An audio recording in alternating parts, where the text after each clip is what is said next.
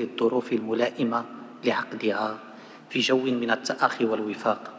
متمنين أن تكلل أشغالها بكامل النجاح والتوفيق.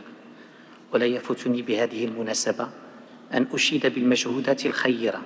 التي بذلها أخي الأعز صاحب الجلالة الملك حمد بن عيسى آل خليفة عاهل مملكة البحرين الشقيقة خلال رئاسته لقمة المنامة. أصحاب الجلالة والسمو والفخامة، أصحاب المعالي والسعادة، إن الوضع المأساوي الذي تعرفه الأراضي الفلسطينية والذي يذهب ضحيته يوميا العشرات من السكان المدنيين الفلسطينيين العزل في الضفة والقطاع لا يسائل المجتمع الدولي والرأي العام العالمي